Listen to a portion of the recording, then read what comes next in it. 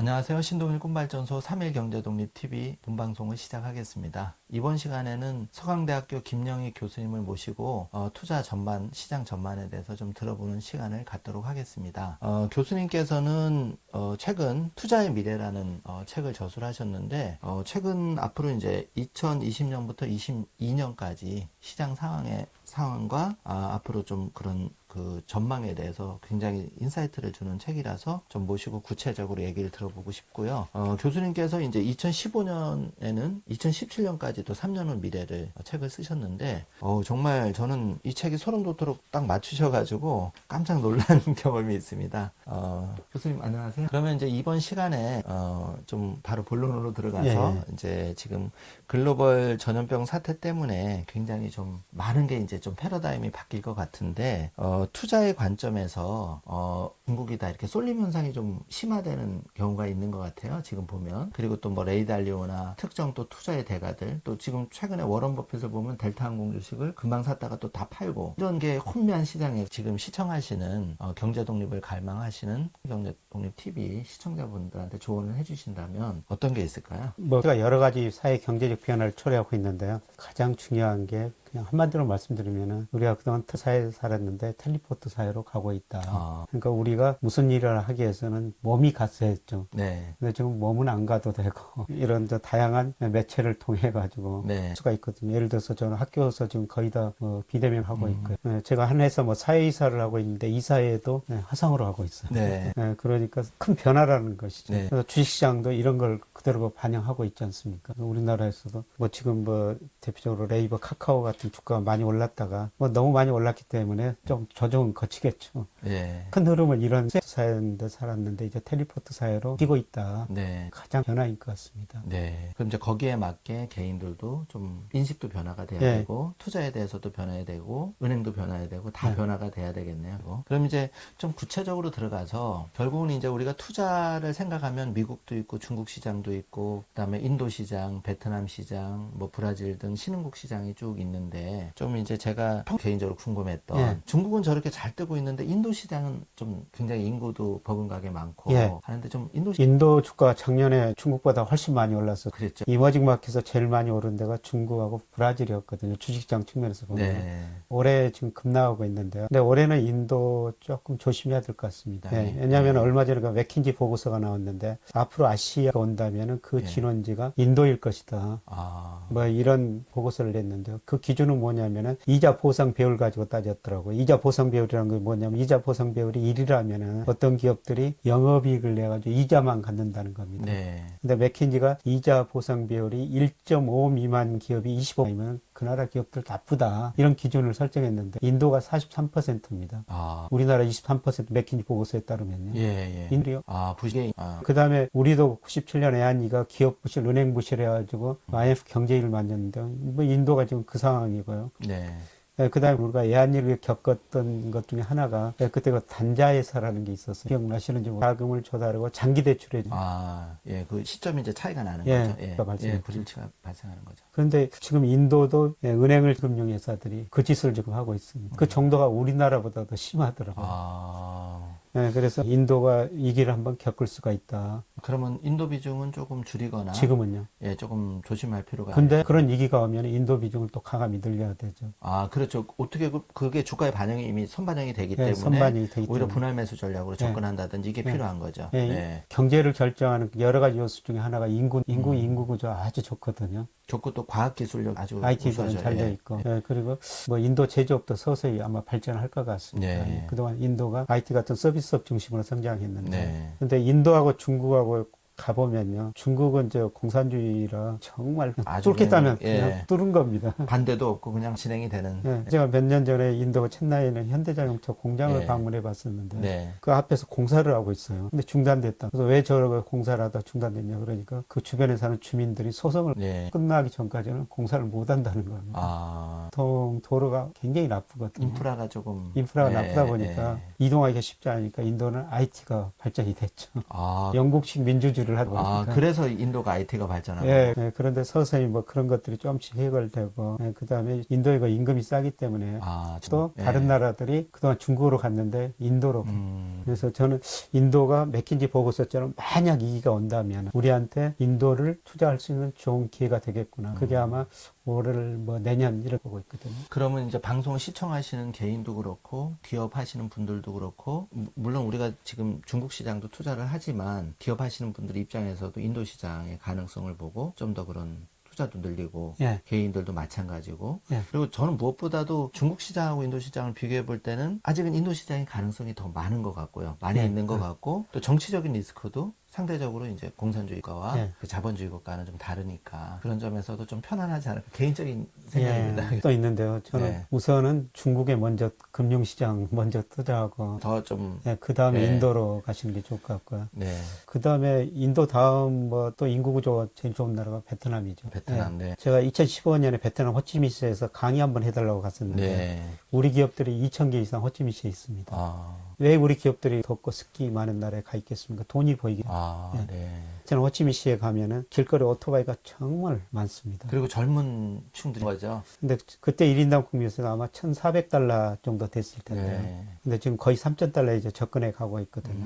그 오토바이를 보면서 저들 소득이 3천 되면 오토바이가 일부가 자동차로 변하고 그러려면 길 많이 만들어야 되고 사회가 안 좋다면 투자해야 되고 저 사람들이 자동차 타면서 소비를 많이 할 것이다. 뭐 이런 생각이 들었거든요. 그렇죠. 그래서 우리 기업들이 그렇게 많이 돼 있구나. 기업뿐만 아니라 저는 금융회사도 네. 예, 베트남으로 가야 된다고 생각하는데 그렇죠. 예. 근데 우리 하나 금융그룹이 베트남 가서 확고한 기반을 잡고 있더라고요. 네. 저는 아. 이런 중국, 인도가 어려워지면 같이 어려워질 수밖에 없는 것이죠. 그렇죠. 네, 그런데 요새 미국이 중국을 워낙 규제하다 보니까 중국에 갔던 기업들이 베트남으로 많이 가고 있거든요. 네. 베트남 직접 투자가 굉장히 빠른 속도로 늘어나고 있습니다. 그렇죠. 베트남도 인도와 더불어가지고 계속 그 투자할 나라다 이렇게 보고 있고요. 언제나 그 소득 수준에 맞게 투자를 해야 되거든요. 얼마 전에 가면서 성공한 기업인 제가 강의를 한번 들어봤었는데요. 네. 처음에 들어가지고 베트남 백화점을 했더라고요. 소득 수준이 거기에 안 맞죠. 백화점 수준에. 네. 큰 실패를. 예, 그 자국의 그 수입, 예. 소득, GDP 규모, 개인의 소득 예, 규모에 개인 따라야 소득. 되는데. 그래서 거기서 큰 실패를 하고 이분이 예. 뭐를 돈 벌 것인가 예. 아이디어를 내다가 인삼주를 팔았습니다. 아. 병에다가 소주 넣고 예. 그게 한국서 건강에 좋은 술이고 뭐 유명한 술이다. 광고 굉장히 잘 팔리더라고요. 건강에 대한 관심이 생기면서. 예. 예. 거기서 인삼주를 팔아 돈을 벌어가지고 베트남 주요 도시에다 더 마켓이라고 고급 슈퍼마켓에 한국 상품, 한국 음식을 팔더라고요. 근데 그분 뭐 말씀이 10년 동안 베트남 사람들 입맛을 바꾸는데 10년이 걸렸다. 아. 근데 이게 바꿔놓았더니 앞으로 100년은 계속 이제 예. 비빌 언덕을 장만해서 예. 편안히 돈 벌고 살겠다. 예. 근데 그분이 강의 마지막 부분에 이런 이야기를 하더라고요. 지금 저 KB 국민은행에서 주택 가격을 발표하는데 난 5월 보니까 이 중간 그 가격이 네. 11억 6천 정도 하더라고요. 그렇죠. 그런데 그분은 그 아파트를 팔고 베트남 가가지고 뭐 핵심지는 아니지만 조금 그 아파트 좋은 거란 4개 정도 살 수가. 네 개. 우리나라가 한 11억, 뭐 10억이다 치면 예. 2억 5천짜리 4기차를 살 수 있다. 이런. 뭐 그분 말씀이죠. 그 중에 하나는 자기가 살고 나머지 3개를 임대를 해주면 임대 수입니까? 우리 돈 한 300, 500만 원 정도 나오는. 아니, 4개 다 해서. 3개 해서. 그렇죠. 그 돈이 아주 여유있다. 근데 더욱 중요한 거는 3년, 5년 지나면 그 아파트 가격이 2배 돼 있을 거예요. 팔고 나오면. 예. 네, 그런 이야기를 하는데 그런 이야기를 들은 것은 베트남이 그만큼 성장 가능성이 높다. 근데 우리가 베트남 그 부동산 투자할 때는 반드시 좀 변호사의 도움을 받아야 될 것 같습니다. 조심해야 되죠. 예를 들어가지고 그분 말씀 들으니까 베트남 아파트를 이렇게 단지가 있다면 30% 여기에서 외국인들이 가져갈 수가 없다고. 근데 이미 30%인데 그것도 모르고 아파트를 샀으면은 예, 그렇죠. 그런 거 사전 지식이 있는데 제가 이런 말씀까지 하는 것은 베트남 성장 가능성이 그렇게 높다. 사실 그 베트남이 뭐 국가니까 레드북이라 그래서 외국인한테는 50년 주기로 2번 이제 한 번 더 연장해서 100년까지 그런 얘기는 저도 들었거든요. 근데 말씀하신 대로 아무래도 투자는 그런 변호사라든지 잘 알아보고 하지 않으면 자금을 털고 나올 때도 문제가 생기고 그렇죠. 좀 그런 부분은 좀 조심해야 되지만 지금은 그런 얘기를 들어보면 가능성 분명히 있는 시장이다. 하나의 투자의 대안으로서 맞는 말씀입니다. 그리고 이제 최근에 여러 이슈가 좀 있으면서 전 세계적으로 좀 그런 문제겠지만 박항서 감독님이 또 가셔 오셔서 예. 굉장히 국위선양을 하고 또 이 농촌 같은 데 가도 베트남의 이제 사위 며느리 국가 예. 해가지고 굉장히 농촌 일손도 딸리고 해서 그렇게 돼서 우린 좋은 인식을 사실 가지고 있거든요. 저는 개인적인 생각입니다만 베트남에 대해서는 우리가 좀 지속적으로 관심 가지고 예. 또 이게 하다 보면 이제 좋은 시절도 있고 좀 감정적으로 좀 안 좋은 시절도 어느 국가나 어느 개인이나 있을 수는 있는데 예. 그런 거를 지금은 이제 국제사회가 영원한 적도 없고 영원한 예. 친구도 없고 그래서 좀 냉정하게 좀 생각을 하고 예. 좋은 관계를 발전시켜 나가는 게 좀 예. 중요하다고 예, 생각합니다. 유지될 수가 있고요. 근데 저 같은 경우는 뭐 집 살 돈도 없고, 예, 그렇기 때문에 그 베트남 ETF를 샀었어요. 작년에 그랬어요? 샀다가 네네. 다 줄여놨거든. 거의 없습니다. 네. 금융시장에서도 얼마든지 예. 그 ETF, 참고 ETF가 좋거든요. 그러니까 그러니까- 베트남 ETF 투자하실 때는 그 화폐 단위가 이제 뭐 예. 이렇게 되니까 크더라고요. 예, 좀 시장이 상장되는 베트남 ETF니까요. 예. 원화로 예, 투자를 해서 원화로 사시고. 예, 예, 예. 짐 노저스가 이런 이야기를 했어요. 과거에는 그 기업을 사야 있기 때문에 비행기 타고 기차 타고 버스 타고 뭐 기업을 방문했어야 되는데 네. 생겼잖아요. 그 집안에 가만히 앉아 있어도 글로벌 경제 금융시장 흐름만 알면은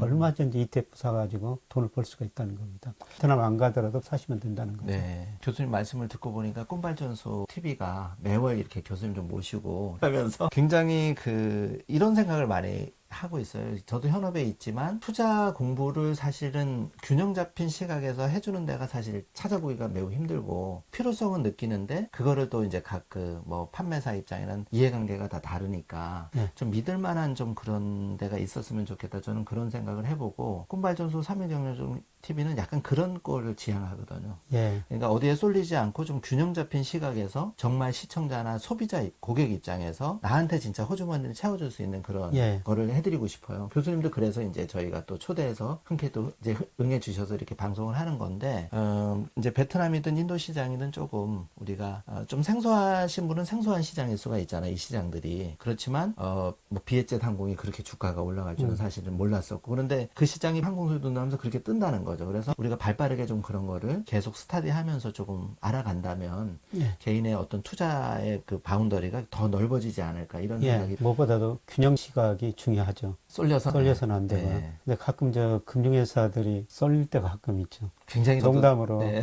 금융회사들이 뭐 금융상품 캠페인 하면은 그 반대로 행동해라. 농담을 합니다. 가끔 이제 그런 경우가 네. 있어요. 그래서 뭐 그런 쏠림 현상을 방지하기 위해서 제가 한 금융회사에서 작년 말에 올 봄에 굉장히 어려운 시기가 올 것 같다. 방송해달라 해서 방송을 했는데 안 내보내시더라고요.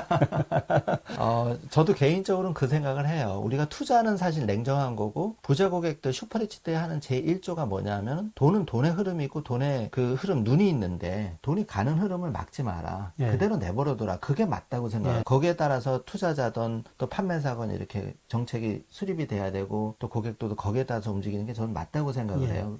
결국은 그러면 돈을 번 사람이 정답이거든요. 위너고. 예. 그러면 자연스럽게 금리가 조금 0보다 높은 데 돈은 갈 것이고 예. 말을 안 해도 투자가 잘 될 만한데 이게 캠페인을 할 일은 아니라는 거죠. 뭐 그게 뭐 증권사가 됐든 어디든 하여튼 뭐 판매로 위한 그거는 굉장히 여러분 조심을 해야 되고 이렇게 꿈발전소도 부족하지만 객관적으로 좀 그렇게 공정한 범위 내에서 이제 조언을 드릴 수 있도록 앞으로 더 노력을 하겠습니다. 그러면 이제 이번 시간에는 지금 우리가 이 사회 주축이 때인데 예. 이때 분들이 조금 자산을 어떻게 하면 좀 우리가 55세 은퇴 시점도 점점 빨라지고 있잖아요. 예. 그러면 풍족한 노후를 위해서 적어도 이제 모 신문에 이런 기사가 났어요. 희망은 월 한 450 정도, 예. 500을 희망하는데 실제는 맞벌이 기준으로 한 250만 원 정도더라. 퇴직금 현실은. 그래서 그거를 얻기 위해서 지금부터 좀 움직여야 된다는 기사를 봤는데 교수님이 지금 이제 30대 갓 직장 시작한 새내기 신혼부부 이런 분들한테 좀 조언을 해주신다면 어떤 게 있을까요? 우리가 그 구조적으로 저성장 저금리 시대에 들어가는 거거든요. 예. 어떻든 근로소득이 있어야 돼요. 예. 예. 단적인 예를 들어가지고 제가 3년 3월에 예. 안 돼가지고 다른 회사 팔았거든요. 네. 자금이 2억 정도 들어왔는데 마치 친구 생명보험회사 부사장이 즉시연금 하나 들어가는 거예요.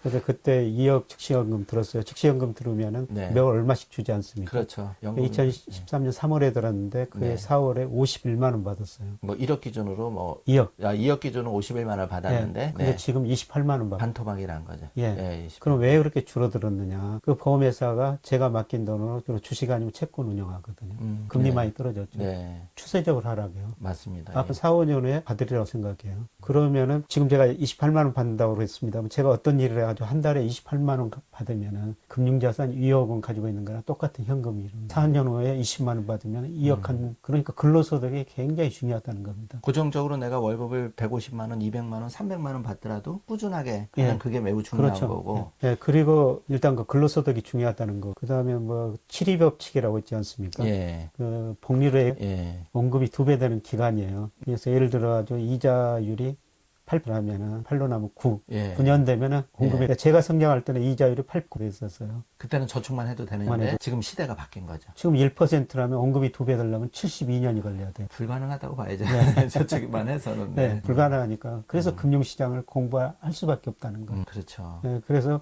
우리가 다양한 금융상품을 공부해야 된다는 거죠. 근데 먹고 살게 바쁘고 급급하다 보면 집에 들어가면 쓰러져 자기 바쁘고 피곤한데 사실 어려운 얘기거든요. 그래서 이제 안타깝지만 그럼에도 불구하고 정말 공부해야 된다고 생각을 해요. 예, 예. 정말. 예. 본인도 그렇지만 엄마 아빠도 그렇지만 자녀한테는 정말 공부는 해 주셔야 됩니다. 예. 정말 예. 그래야지만 돈을 벌고 자본주의에서 이렇게 가난의 족쇄를 끊을 수 있다고 하거든요. 예. 그러면 이제 제가 한번 질문을 던져 볼 건데 그러면 이제 30대에서 직장도 장만했어요. 뭐 연봉이 3천이든 5천이든 매월 200에서 한 뭐 300 직장을 얻는데 성공했습니다. 일단 축하드리고 그건 되게 잘한 일이죠. 그러니까 계속 내가 캐시카우가 나올 수 있는 투자를 할 수 있는 먹고 살 수 있는 이제 먹거리를 마련했는데 다음이 중요하단 말이죠. 그러면 거기서 내가 이제 지출을 좀 빼고 냉정하게 따져봤더니 한 달에 50만 원을 저축할 수 있다. 이럴 경우에 이제 우리가 30대에 그럼 난 과연 어떻게 포트폴리오를 짜야 돼? 이렇게 이제 생각이 나오는데 제가 이제 현직에서 꼭 강조하고 싶은 거는 주택 청약 저축은 꼭 가입을 하셔야 돼요. 그거는 아파트 장만하는 데는 필수입니다. 그래서 그거는 최대한 2만 원에서 50만 원 불입할 수 있지만 가급적이면 50만 원 가깝게 놓으셔라. 이제 두 번째는 제가 교수님한테 한번 여쭤볼 건데 나머지 그러면 내가 이제